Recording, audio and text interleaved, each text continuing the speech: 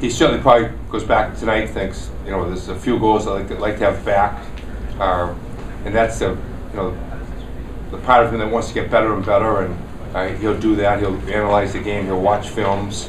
But the bottom line is that he's a winner, and he's going to the Ford Field, and he feels good about himself and the team. So, we talk about contributions to the team are so important. When Gibby's line was going through a really tough stretch here, they were still doing things that help us win games, whether it's blocking shots, winning face-offs. It said 0-0 for 0 at the end of the point line, and they want to get better in that area, but they still were helping us win games. I think John made some really good saves tonight at critical junctures, and they had some phenomenal goals. The stick skills. There was one, I think the 7th goal was right out of the air. They just knocked it in. So hats off to Yale. Over here in the second row, Coach.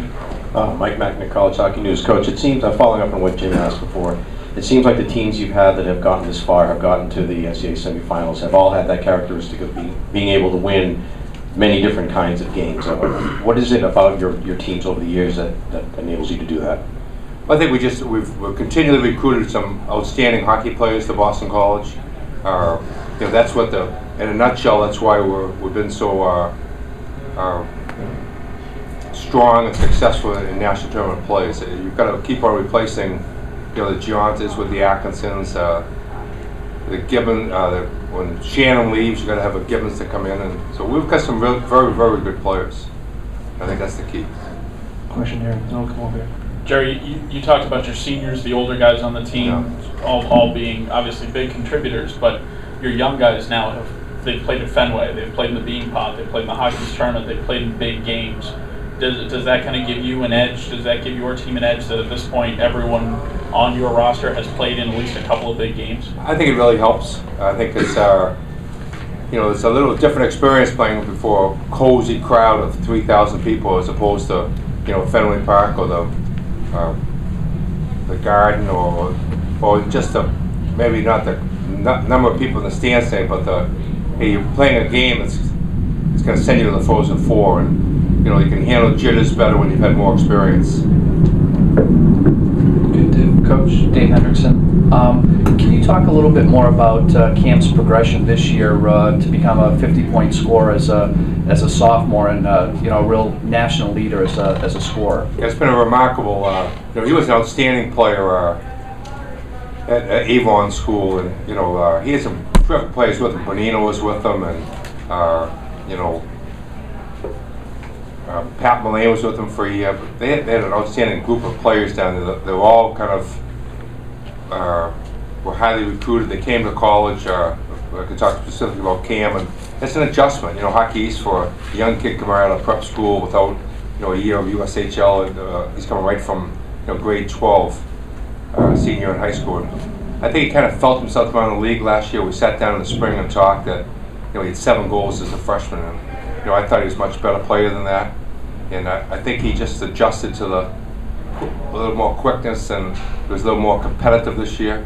What's he have now for goals? 20?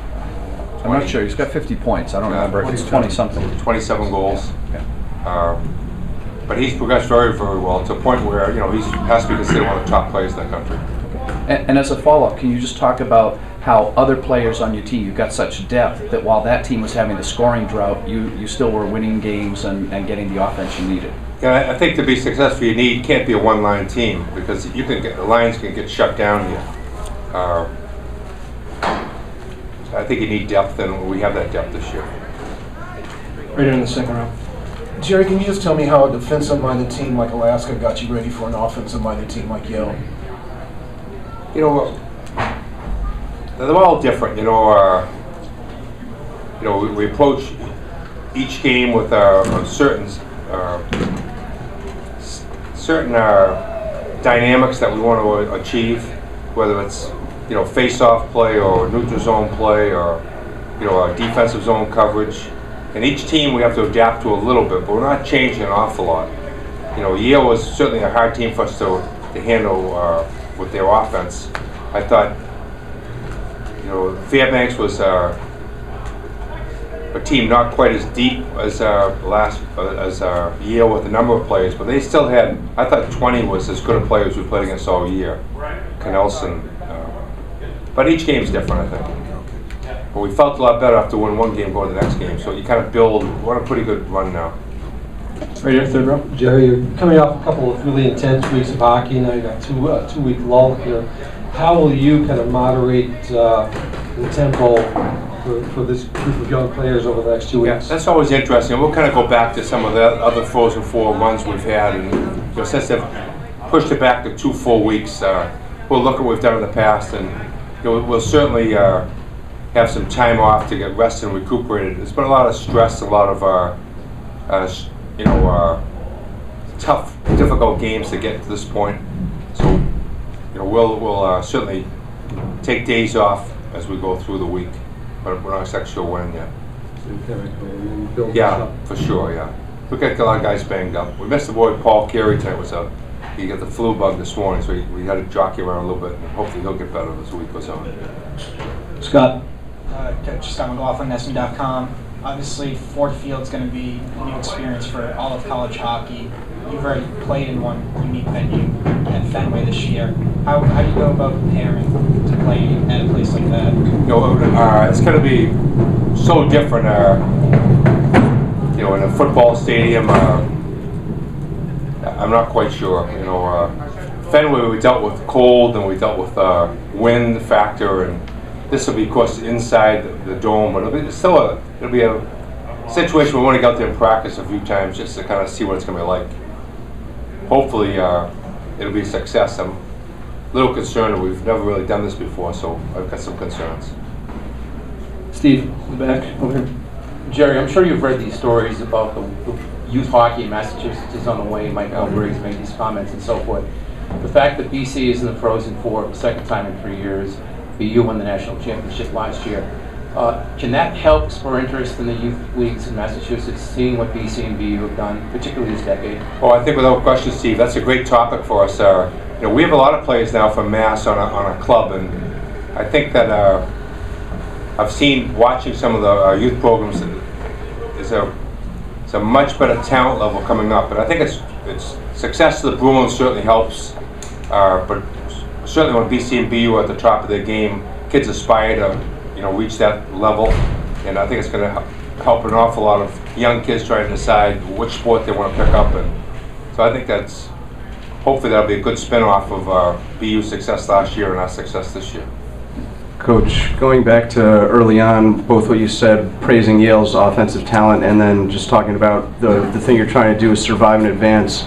How much of the reason that you think you survived today was that they couldn't get any of their goalies to, play it that well, or do you feel that their 3 late goals were, kind of an anomaly, and you think it wasn't as close of a game as the score turned out to be? I thought it was a very close game.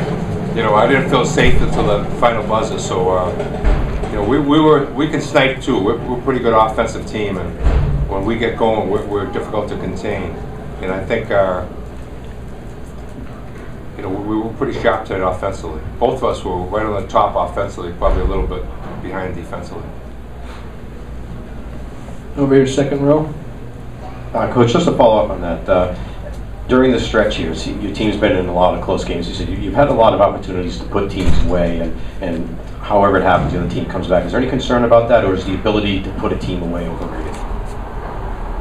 I think putting a team away means you win a hockey game. So we're winning games, and we feel very excited about that to hopefully continue. We've got 2 more games to win for a national title, and that's our goal, and we'd certainly like to achieve it this year. All right,